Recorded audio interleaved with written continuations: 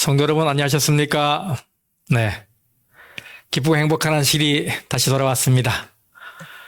이번 주는 기온이 좀 내려가서 좀 살만하더라고요. 여러분 어떻게 지내셨습니까? 건강들 하신지요? 네, 이 귀한 안식일에 하나님만이 주실 수 있는 평안이 여러분 마음에 가득 임하기를 진심으로 기원합니다. 오늘은 로마서 연구 은혜 33번째 시간 오호라 나는 곤고한 사람이로다 라는 제목으로 함께 은혜를 나누도록 하겠습니다. 율법을 제대로 알기 전에는 우리 속에 있는 죄가 작게 보입니다. 그러나 율법에 눈을 뜨게 되면 죄가 더 크게, 더 검게, 더 악하게 보입니다. 바로 율법이 죄를 도드라지게 만들었기 때문이지요.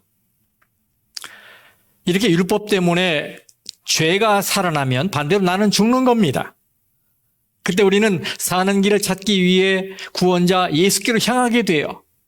그래서 죄가 살고 내가 죽는 것이 결국은 은혜인 것입니다. 그런데 종종 우리는 율법에 대해 아주 위험한 생각을 하는 분들을 만나게 됩니다. 복음 때문에 율법에서 해방되었다고 하니까 이제는 율법이 필요 없게 된 것으로, 혹은 이제는 어떤 죄를 지어도 율법의 존재에 대해 부담을 느낄 필요가 없게 된 것으로 오해하는 분들이 있어요. 그러나 이것은 아주 잘못된 생각이지요. 왜냐하면 우리가 그리스도 때문에 율법에서 벗어났다고 하는 건 율법의 정죄, 그리고 그가 내린 사형 선고를 피할 수 있게 되었다는 의미이고요. 또 율법을 지킴으로가 아니라 그리스도를 믿음으로 구원을 얻게 되었다는 의미이기 때문입니다. 이걸 잘 구분하셔야 돼요.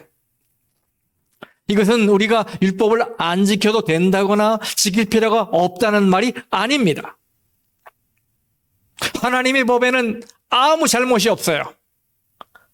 은혜의 복음을 가지고 오신 예수님이 율법 준수를 강조하신 말씀으로도 알 수 있습니다. 요한복음 14장 21절, 나의 계명을 지키는 자라야 나를 사랑하는 자니 나를 사랑하는 자는 내 아버지께 사랑을 받을 것이요 나도 그를 사랑하여 그에게 나를 나타내리라. 주님 사랑과 율법 준수를 동일시하셨어요. 그래서 주님을 사랑하는 자는 반드시 율법을 지키는 자인 겁니다. 이해하시겠죠?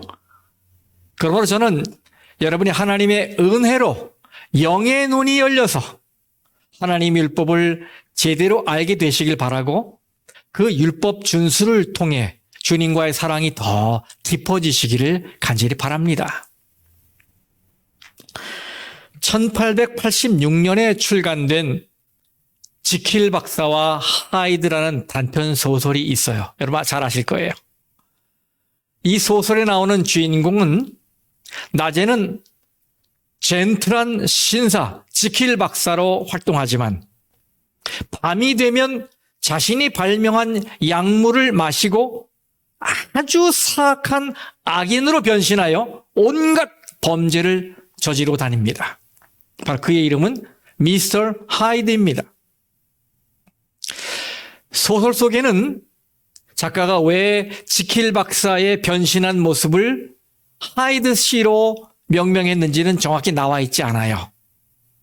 하지만 이 하이드 씨의 정체를 밝히기 위해서 찾으러 다닌 바로 지킬 박사의 오랜 친구 어털선 변호사의 말에 보면 이런 표현이 나오는데, 이걸 보면 작가가 왜 그 이름을 미스터 하이드로 했는지를 대충 짐작할 수 있어요. 자, If he be Mr. Hyde, I shall be Mr. Sick. 우리말로 그자가 하이드 씨라면 나는 시크 씨가 되겠다. 여러분 여기서 이 하이드는 발음이 같은 하이드를 연상시키지요. 숨어 있다는 의미입니다. 그래서 그가 숨어 있는 자라면 나는 찾는 자가 되겠다라고 표현한 거지요. 이 소설은 이런 방식으로 한 인간 안에 드러난 자와 숨어 있는 자가 공존하고 있다는 것을 묘사하고 있어요. 다중자, 이중인격이지요. 그런데 사도 바울은 이미 1세기에 이것을 처절하게 체험했습니다. 그런 자기의 마음에 두 개의 자아가 있다는 것을 알게 됩니다. 나하고 또 다른 나. 그래서 그는 이것을 이렇게 묘사합니다. 17절과 20절에 그것을 행하는 자가 내가 아니요 내 속에 거하는 죄인이라. 근데 이 둘이 싸우고 있어요. 23절 말씀. 내 지체 속에서 한 다른 법이 내 마음의 법과 싸워 내 지체 속에 있는 죄의 법으로 나를 사로잡는 것을 보는도다. 바울의 마음은 전쟁터입니다. 마음속에서 일어나는 이 전쟁은 이 세상의 그 어느 전쟁보다도 가장 치열하고 치명적입니다. 그래서 선과 악의 갈림길에서 바울의 마음은 언제나 요동칩니다. 그는 자신이 원하는 것과 원하지 않는 것 사이에서 고뇌하며 갈등을 겪고 있어요. 이것은 원하는 것을 표현한 말씀이에요. 15절 곧 내가 원하는 것은 행하지 아니하고 18절 원함은 내게 있으나 19절 내가 원하는 바 선은 행하지 아니하고 21절 선을 행하기 원하는 나에게 또 이번에는 원하지 않는 것을 표현한 말씀입니다. 16절에서 17절 만일 내가 원하지 아니하는 그것을 행하면 이제는 그것을 행하는 자가 내가 아니요 19절 20절 내가 도리어 원하지 아니하는 바 악을 행하는도다. 예수님께서 겟세마네 동산에서 깨어 기도하지 못하고 잠을 자는 제자들을 향해서 이렇게 말씀하셨죠. 마태복음 26장 41절에 마음에는 원이로되 육신이 약하도다. 이것이 우리 그리스도인들이 넘어지는 이유입니다. 바울도 시인했지요. 마음은 항상 하나님의 법을 생각하고 그 법에 순종하려고 하는데 정작 몸은 죄의 법을 따라가며 불순종의 길을 걷고 있다. 이렇게 고백한 거예요. 이런 바울의 고백은 우리 인간이 가진 의지와 노력이 얼마나 나약하고 무력한 것인지 새삼 느끼게 합니다. 이 마음속 두 개의 자아가 싸우고 있는데 번번이 죄가 이기는 거예요. 그래서 본의 아니게 나는 자꾸 죄를 짓게 돼.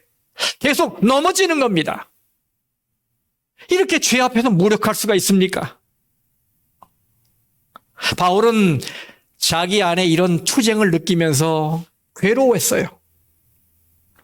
그러다 결국 그는 자기가 구원받은 사람이 아닐지도 모른다는 이런 절망감에 빠질 정도가 돼버려요. 그래서 14절에서 그가 기막힌 탄식을 합니다. 14절 우리가 율법은 신령한 줄 알거니와 나는 육신에 속하여 죄 아래에 팔렸도다. 여러분 팔리는 건 종밖에 없어요. 그렇죠? 바울은 자신이 죄에게 묶여 있다는 사실을 깨달았어요. 그러니 아무리 신령한 것을 줘도 그것을 죄로 바꿔내는 일에 선수가 돼버린 거예요. 자, 15절 내가 행하는 것을 내가 알지 못하노니 곧 내가 원하는 것은 행하지 아니하고 도리어 미워하는 것을 행함이라. 바울은 자기 자신을 생각할 때 사실 꽤 괜찮은 사람인 줄 알았어요. 그런데 이 하나님의 율법을 통해서 자기 속을 들여다보니까 악취를 풍기는 죄의 쓰레기가 가득한 거예요. 이사야는 우리가 내세우는 의의를 이렇게 정의 내렸죠. 이사야서 64장에 무릇 우리는 다 부정한 자 같아서 우리의 의의는 뭐라고요? 다 더러운 옷 같으며, 예, 우리 의는 다 더러운 옷이에요.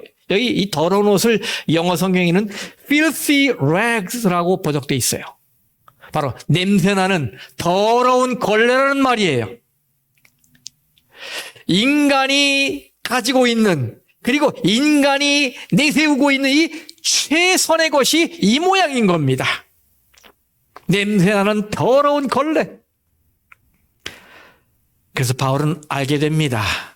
무엇을요? 18절에 내 속, 곧 내 육신에 선한 것이 거하지 아니하는 줄을 아노니 원함은 내게 있으나 선을 행하는 것은 없노라. 여러분, 바울은 이렇게 말하지 않았지요. 나는 그래도 적어도 한 30%는 희망적이다. 나는 내가 그렇게까지 나쁜 사람이라고는 생각하지 않는다. 이렇게 말하지 않았어요. 여러분, 그가 말한 게 뭐예요? 내 본성 안에는 선한 것이 하나도 존재하지 않는다. 사람들이 볼 때는 경건해 보이고 정직해 보이고 믿음 깊은 사람처럼 보이지만 중심을 들여다보시는 하나님이 보실 때는 세상에 이런 철면피가 따로 없고 이런 위선자가 따로 없고 이런 쓰레기가 따로 없는 거예요. 이렇게 바울은 자신이 하나님의 시선에서 그리고 율법의 시선에서 더럽고 추악한 죄인이라는 사실을 알게 됩니다. 그런데 그럼에도 불구하고 아무리 몸부림을 해보고 발버둥을 치며 노력해도 더 깊은 수렁에 빠질 뿐 자신을 구원할 방법이 없다는 사실을 절감하고는 이렇게 절망 섞인 탄식을 합니다. 24절에 오호라 나는 곤고한 사람이로다. 이 사망의 몸에서 누가 나를 건져내랴. 여러분, 여기 이 곤고한이라고 번역된 헬라어 단어 탈라이포로스는 신약 성경에 딱 2번 나옵니다. 이것은 전쟁에서 패배한 포로의 기진맥진한 탈진한 모습을 표현하는 용어예요. 죄와의 싸움은 1, 2년의 싸움이 아니라 온 생애를 걸친 싸움입니다. 그런데 그 싸움을 싸워야 하는 나 자신을 보니까 승리의 희망이 보이지 않는 거예요. 얼마나 힘 빠지는 상황입니까? 그 처지가 얼마나 비참하고 절망적입니까? 오호라 나는 곤고한 사람이로다. 이 같은 단어가 요한계시록 3장에 나와요. 17절 거기에 예수께서 라오디게아 교인들에게 하시는 말씀에 나와요. 여러분, 라오디게아 교인들이 누굽니까? 자기 자신은 풍족하여 부족한 것이 하나도 없다라고 말하는 자들이지요. 그런데 참된 증인이신 그리스도의 진단은 다릅니다. 너희의 문제는 너희가 너희 자신을 전혀 모르는다는 데 있다. 그럼 그들은 무엇을 모르고 있었던 것입니까? 자, 살펴보십시다. 요한계시록 3장 17절 말씀. 네가 말하기를 나는 부자라 부요하여 부족한 것이 없다 하나 네 곤고한 것과 가련한 것과 가난한 것과 눈먼 것과 벌거벗은 것을 알지 못하는도다. 여기 특별히 자신이 곤고한 것을 모르고 있다고 말씀하셨어요. 이것이 라오디게아 교인들의 문제입니다.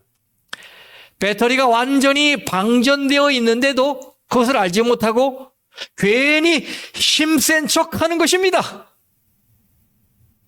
여러분, 베드로가 그랬죠. 그는 자신을 알지 못했어요. 예수님께서 쟤들에게 너희가 다 나를 버리리라 라고 말씀하셨을 때 그가 말했죠. 네, 주님, 다른 제자들에 대한 말씀이라면 맞습니다. 그렇지만 저에 대한 말씀이라면 틀리셨습니다. 전 주님을 따라 같이 죽을 겁니다. 베드로는 자기에게 그럴 능력이 있다고 생각했어요. 물론 그는 이 말을 그 당시에 진지하게 했겠지요. 문제는 자기 속에 그 결심을 이룰 만한 능력이 없다는 것을 알지 못했어요. 죄의 법이 자신을 지배하고 있다는 것을 알지 못했어요. 그래서 시험이 왔을 때 그는 한 번도 아니고 두 번도 아니고 세 번씩이나 그 주님을 부인했어요. 세 번째는 어떻게 했습니까? 저주와 맹세로 부인했어요. 최선을 다해 주님을 위하겠다고 했는데 그만 죄의 포로가 되어 쓰러진 거예요. 힘도 없는데 힘센 척 했으니 얼마나 비참합니까? 근데 여러분, 우리도 마찬가지 아니겠습니까? 내 힘으로는 할 수 없는 거예요. 우리는 우리 스스로 선을 행할 수 없고 우리의 노력으로 거룩해질 수 없습니다. 우리의 힘으로는 단 1%의 의도 만들어낼 수 없습니다. 그건 불가능합니다. 그게 우리의 한계예요. 우리가 이것을 모르면 바울의 고백에도 또 그가 한 감사에도 동참할 수가 없어요. 여기서 베드로의 경험을 다시 한번 생각해 보겠습니다. 성도 여러분, 여러분은 베드로를 어떤 사람으로 기억하고 계십니까? 칼을 휘둘러서 대제사장 말고의 귀를 자른 자로 기억하십니까? 예수님을 3번이나 부인한 자로? 큰 소리 친 지 얼마 안 돼서 36개 주랭랑을 쳐버린 제자로요? 그렇습니다. 그는 기도해야 할 시간에 꾸벅꾸벅 졸았던 자입니다. 그는 예수님을 변호해야 할 시간에 비겁하게 부인한 자입니다. 그는 예수님을 도와야 할 시간에 신랄하게 저주를 퍼부은 자입니다. 그는 머물러 있어야 할 시간에 걸음아 날 살려라 하고 도망친 자입니다.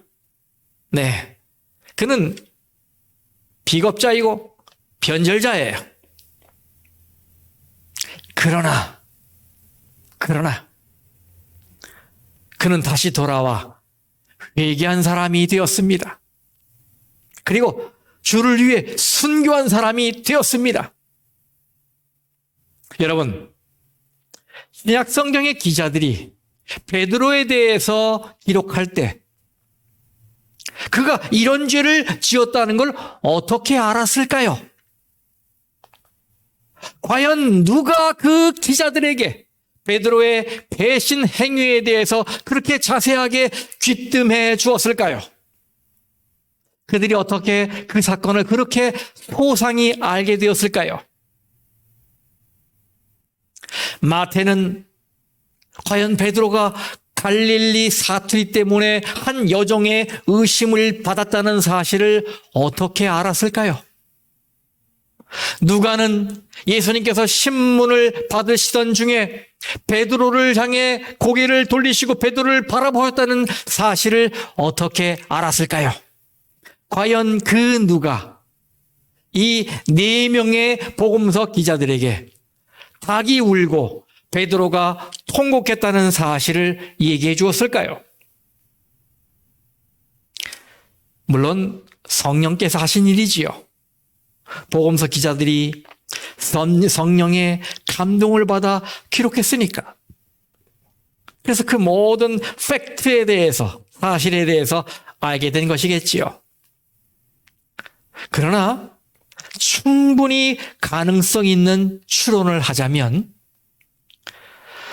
저는 성경 기자들이 직접 베드로에게서 자신의 죄를 솔직하게 고백한 것을 들었기 때문에 그의 배신에 대해서 그의 통곡에 대해서 그렇게 자세하게 알게 된 것이라고 생각합니다.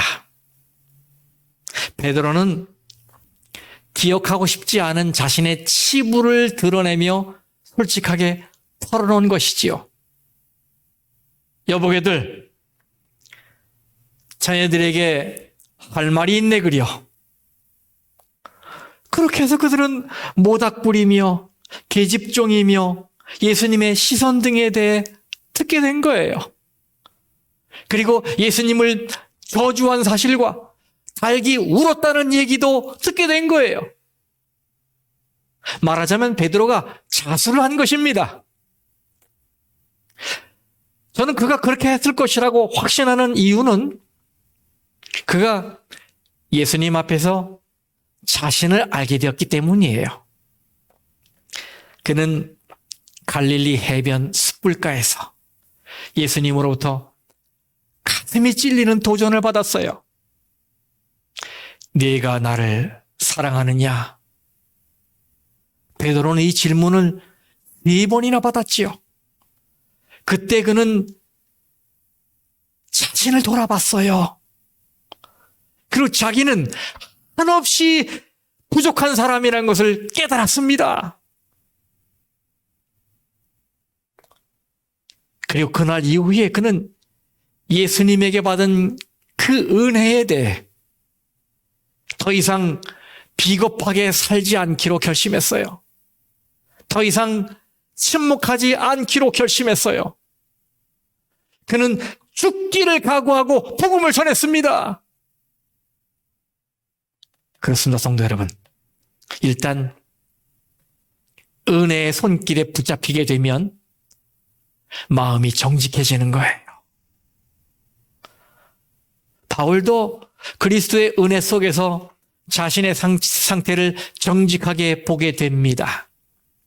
그래서 외친 것이 바로 이거예요. 오호라, 나는 곤고한 사람이로다. 이 사망의 몸에서 누가 나를 건져내랴. 이 탄식은 하나님이 주시는 은혜입니다. 바울은 자신이 연약하고 부족하다는 것을 송두리째 털어놓을 만큼 솔직해졌어요. 하나님, 저는 스스로 달라질 수 없습니다. 내 능력으로는 그 어떤 것도 변하게 할 수 없습니다. 하나님께 두 손 들고 항복한 것입니다. 저는 바울의 이 고백이 참 반가워요. 왜냐하면 이 바울의 이야기는 바로 우리의 이야기이기 때문이에요. 우리 가운데 내적 고민, 내적 갈등 없이 이 세상을 살아가는 자가 있을까요? 아무리 기도를 많이 한 사람이라도, 아무리 말씀에 해박한 사람이라도, 아무리 신앙생활을 오래 한 사람이라도 마찬가지 아니겠습니까? 알고 있는 것으로 보면 벌써 하나님 앞에서 의인이 되고도 남을 사람인데 하는 꼴을 보면 영락없는 죄인의 모습이에요. 우리는 이렇게 이중적인 모습을 가지고 살아가고 있습니다. 그래서 바울의 탄식은 저에게 위로가 됩니다. 나만 그런 갈등과 고뇌를 겪고 있다고 생각해서 이 죄와의 싸움이 참 외롭다고 생각했었는데 위대한 사도 바울도 저렇게 죄와 씨름하며 때론 무너지는 경험을 했다고 하니까 얼마나 위안이 되고 용기가 되는지요. 바울은 자신의 갈등이 과거가 아니라 현재적임을 동사의 시제로 잘 표현했어요. 여기 보십시오. 내가 행하는 것을 내가 알지 못하노니 내 속에 거하는 죄니라. 내가 원하는 바 선은 행하지 아니하고 내 지체 속에서 한 다른 법이 나를 사로잡는 것을 보는도다. 육신으로는 죄의 법을 섬기노라. 여러분, 이 색깔 달리 쳐진 이 모든 말씀들은 다 현재 시제로 되어 있습니다. 그렇습니다. 바울은 과거에 겪었던 갈등을 말하고 있는 게 아니에요. 바로 현재 겪고 있는 갈등에 대해 쓴 것입니다. 바로 이 로마서를 기록하는 중에도 그는 죄와 싸우고 있었던 거예요. 그런데 저는 여러분에게 이렇게 말씀드릴 수 있어요. 여러분이 사탄의 공격을 받고 있다면 그것은 여러분이 약하기 때문이 아니라 그만큼 강해질 수 있는 사람이기 때문이라는 것입니다.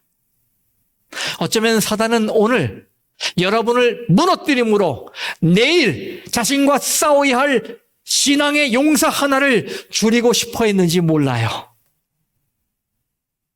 그러니 여러분, 생각을 달리하시고 낙심하지 마시고 용기를 가지시기 바랍니다.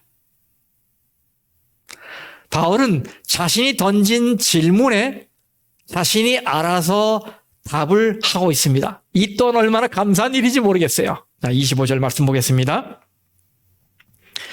우리 주 예수 그리스도로 말미암아 하나님께 감사하리로다.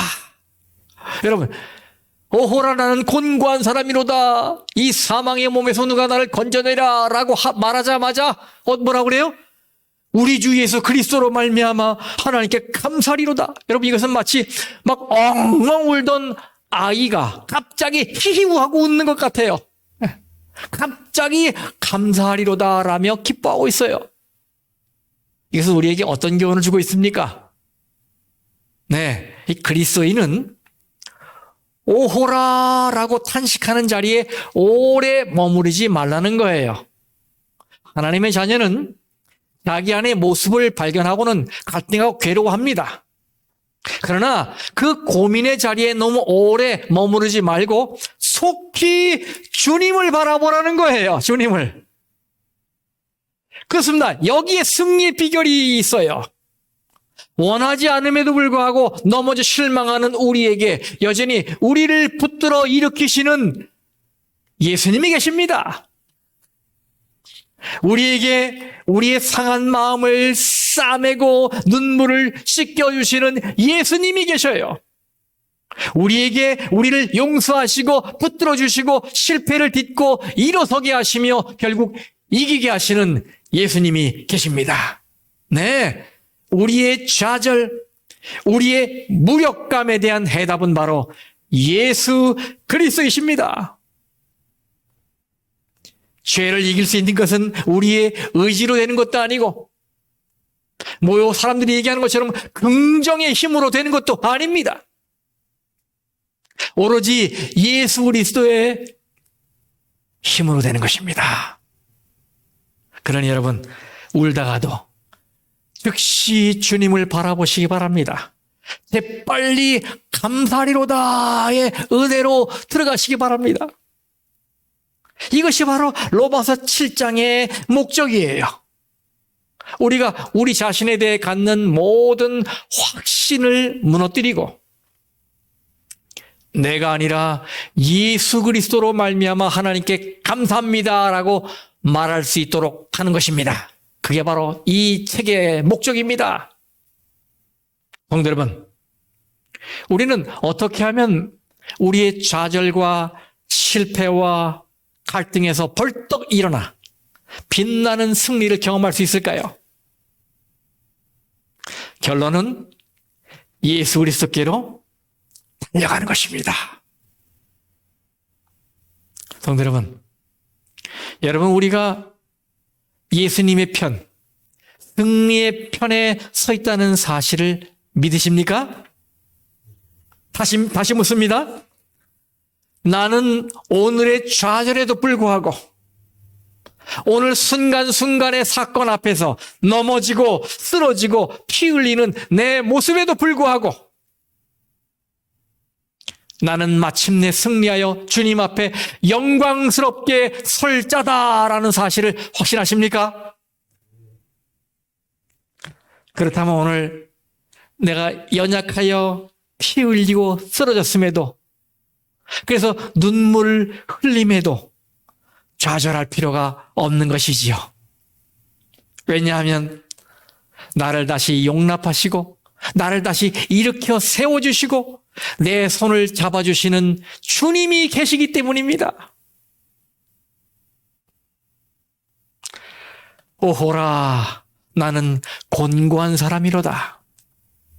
바로 나의 현 주소만 바로 찾으면 우리에게는 희망이 있습니다. 말씀을 마치겠습니다.